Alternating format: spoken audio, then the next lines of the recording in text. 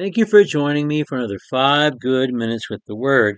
I'm Barry Bryson, and we're continuing our study of the book of Amos.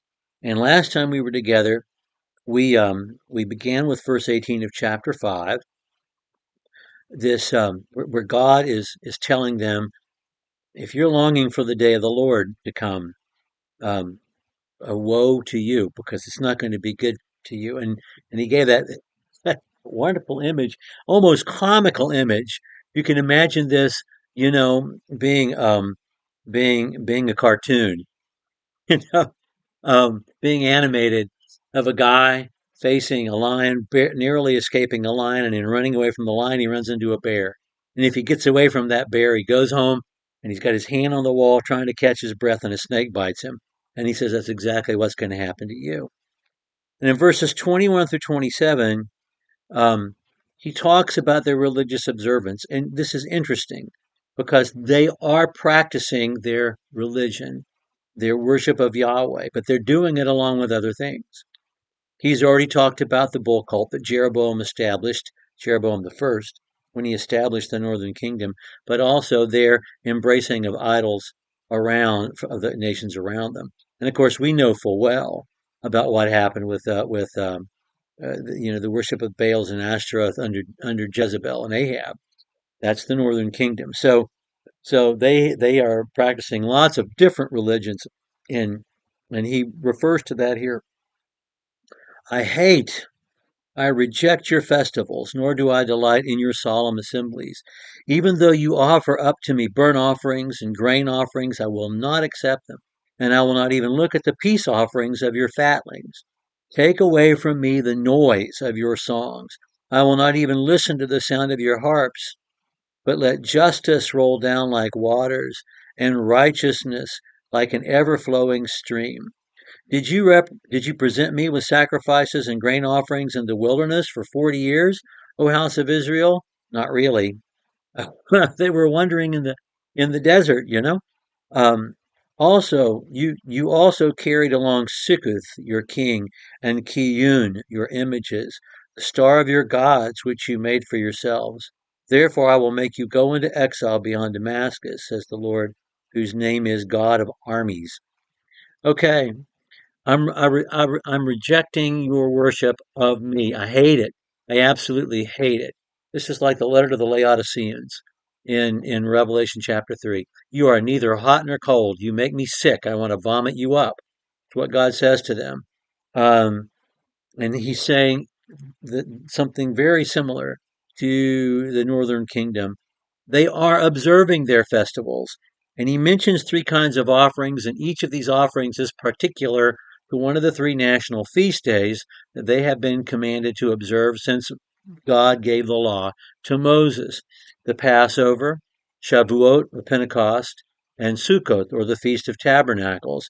And each of these offerings refers to one of those festivals: the burnt offering, the grain offering, and the peace offering of the fatlings. I'm not gonna. I don't want them. I hate them. Don't bring them here.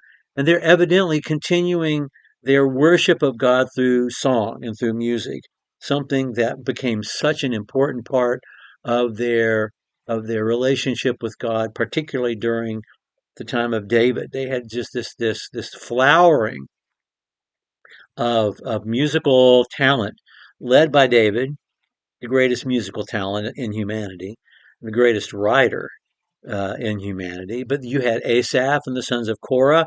You had so much wonderful music going on that the music of Israel was world renowned. If they were known for anything around the world, it was their music. And we get that quite clearly in Psalm 137 when the southern kingdom's being carried away into Babylonian captivity.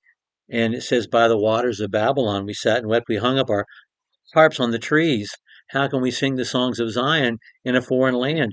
Our tormentors wanted us to sing them songs. They wanted us to give them mirth by singing our songs. They said to us, sing us one of the songs of Zion. That's how famous their music was, how rich their musical tradition and heritage was. And he said, I don't want to hear it. It's just noise in my ears. I won't listen. I'm plugging up my ears so that I don't have to hear the caterwauling of your praise, because I don't care how pretty it sounds in your ears, It's awful to me. And then he says that famous, gives that famous line that we know so well from American history, particularly 20th century American history, because it was so important to the civil rights movement. Let justice roll down like waters and righteousness like an ever flowing stream. Um, I think that verse was used properly. I think in the immediate context, the justice is taught. Justice generally means innocence, not necessarily social justice. And I think he's talking about innocence and righteousness in this verse. However, as we continue to point out, no one in the Old Testament is more concerned with social justice than the prophet Amos. And if we don't believe that, we only have to read 3 verses ahead. And we'll talk about that next time and about how God is angered at the income inequality that they are experiencing in the northern kingdom. He goes back to their wilderness wanderings, which is something they're supposed to remember at the Feast of Booths, the Feast of Tabernacles. Um, and um, and um, and he says, when you were wandering around and I was supporting you all day, every day, I was giving you water, quail, and manna.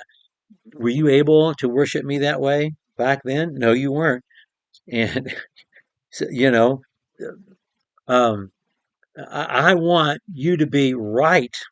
I don't want you to just think you're giving me more. And he points out that even from the very beginning, they were not being wholly faithful to him. Not everybody was. You carried along Sikuth, your king, and Kiyun. Now, Sikuth is an Assyrian name for the same god that Kiyun is, which is a more ancient Mesopotamian name, which describes an idol that they worshipped, a god that they worshipped, which was represented by what they thought of as a star in the heavens, but was the planet Saturn. And so it's a worship of Saturn that they evidently were practicing in centuries before, and they continue to practice.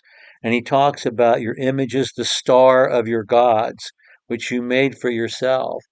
That star, that shining star, is probably referring to the worship of Saturn, the planet Saturn, which they saw as a star. And then he says, you're going to go to exile beyond Damascus. Beyond Damascus, Damascus is the capital of Syria, the nation directly to their north. They're going to go farther than that. They're they're going to go into exile in Assyria, and that's a given. God's not going to relent. Okay, we'll pick up with chapter 6, verse 1 next time. Thank you so much for joining me for another 5 good minutes with the Word.